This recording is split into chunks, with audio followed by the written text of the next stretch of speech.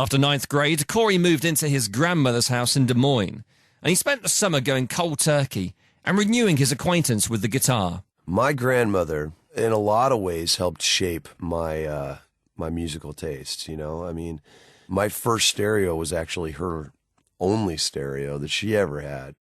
I can remember listening to the Statler Brothers when I was a kid. My grandmother, big country fan. So I grew up with a lot of country. It was Iowa. I mean, your choice was fish, really, when you get down to it. You know, so I can remember listening to the Statler Brothers, the Oak Ridge Boys. I was the biggest fan of Elvira. Are you kidding me? That song was fantastic. But then my mom was a huge disco fan, man. And this is like mid-'80s, too. Like, this is late 80s. And so I had like all these like disco vinyls. So my friends would come over and they'd be like, why do you have the Village People? And I'm like, I don't know. It's just in with my records, man. It wasn't until like I started kind of searching music out on my own that I started realizing what my tastes were. You know, I mean, my mom listened to a lot of Motown.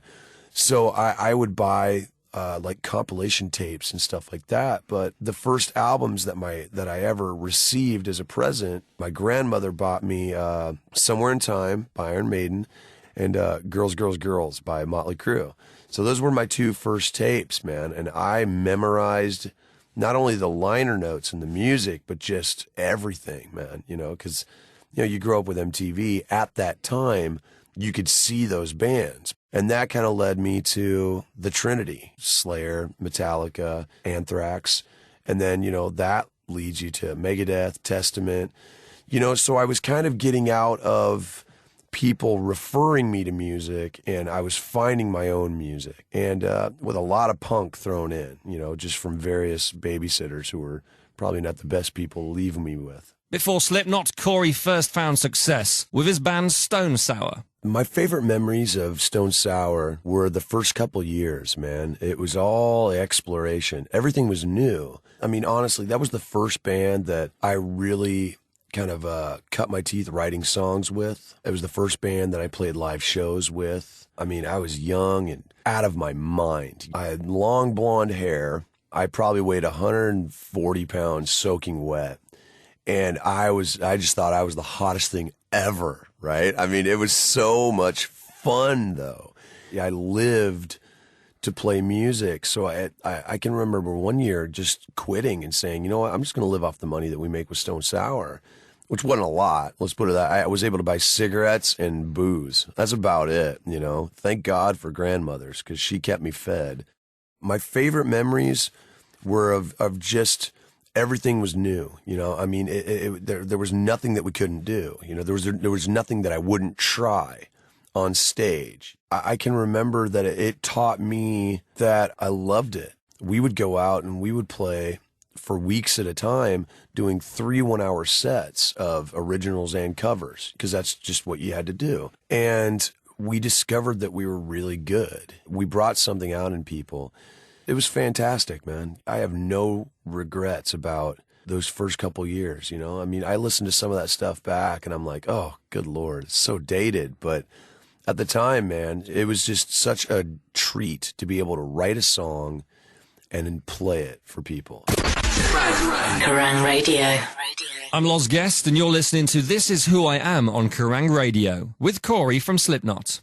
Before joining Slipknot, Corey was working in an adult entertainment shop, and it was here in 1997 that he was first approached to join the group. When I left Stone Sour to join Slipknot, I was asked at 4 a.m. at the porn shop. They walked in, and they didn't even come right up to me. They walked around the shop. I know there's this whole legend about how they threatened to kill me if I didn't join, which is such rubbish. Let me tell you, they were so scared to talk to me, man. They walked around the shop looking at every box that they could. Finally got, and I'm sitting at the counter just watching them going, what is going on here? Why, first of all, why are they here?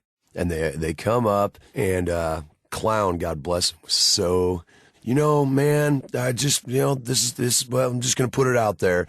And it was adorable. I was nervous. Like, I mean, I was initially like, my brain was screaming yes, But my mouth was like, I'll try out, because you got to realize it was such a jump. This was entering a metal band that there were no limits. And obviously I wanted to do it, but there was still that thing in my head that was like, you know what, let's try it out and let's see what happens.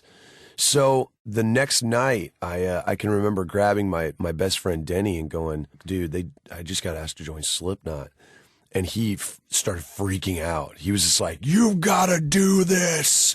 You've got to do this. It's not all been plain sailing for Corey, though. His long battle with drugs and alcohol culminated on the night of November the 14th, 2003, when he attempted to jump off the 8th-story balcony of the Hyatt on Sunset Boulevard. After the initial success, there were very high points, but in 2003, there was a definite low point going on. Obviously, there was the incident at the Hyatt on Sunset. I can remember standing on that balcony, ready. God bless my friend Tom Hazart. If he hadn't been there, we would not be having this conversation today, So you let yourself go, you let yourself get to a point you feel like nothing's going to change. But you get past those problems and you realize, you know what? I can change these things. I can change everything that's going on with me. Those were when I started taking those first few tentative steps away from that. I had to let the booze go for a while, and here I am, hopefully for the better. It's a great feeling to know that you're in control of your own destiny. The one band that probably changed my life the most is Metallica. Total legends, they were the soundtrack, really. There's so much music going on in my life, but they were the absolute soundtrack. I'm Los Guest, and you're listening to This Is Who I Am on Kerrang Radio with Corey from Slipknot. Corey still lives in Des Moines and married his longtime girlfriend Scarlett in 2004. Putting aside all his past troubles, Corey is now a family man at heart. I'm probably the biggest pushover on the planet. When it comes to my kids, I love them and I try to be firm, but I just have such a great time with them. My kids are magic to me. It's such a great thing to be able to be a dad now. And the great thing is I had no template. I had nothing to refer to. I couldn't be like, whoa, my dad was this way, So for me, it's all new. And I'm not afraid to take advice from other people when it comes to my kids. And I think that gives me an open mind when it comes to that. It doesn't mean I don't get stressed out about the stuff that they do. But from a parent standpoint, I would kill for my kids. We just took them to Disneyland about a week ago. They had the best time, and it was the first time that I had both my kids with me going on vacation like that.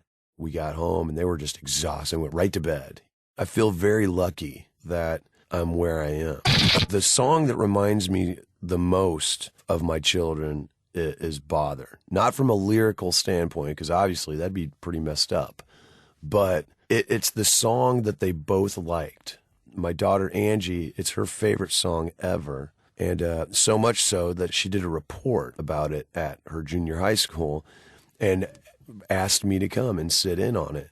And she wrote this whole essay thing about it and then played the track. And I just started bawling right in front of all of her friends. I'm sure she loved that. But then Griffin loved Bother even before he could speak. There were times when he wouldn't go to sleep at night. And the only thing that we could do was put Bother on repeat, and he would go right to sleep. So that's the song that reminds me most of my kids. Kerrang Radio. You've been listening to This Is Who I Am with Orange, with Corey Taylor from Slipknot. Next week, we'll be talking to the Prince of Darkness Jr., Jack Osbourne. I did always know that my dad was famous, but I didn't understand what I think it meant at the time. I just thought that's what dads did. And then when I started going to school and getting, around 4 or 5, you start realizing that not all dads do that. This is Who I Am. With Orange. Burying the souls of our favourite music stars to see who rocks their world. Kerrang Radio.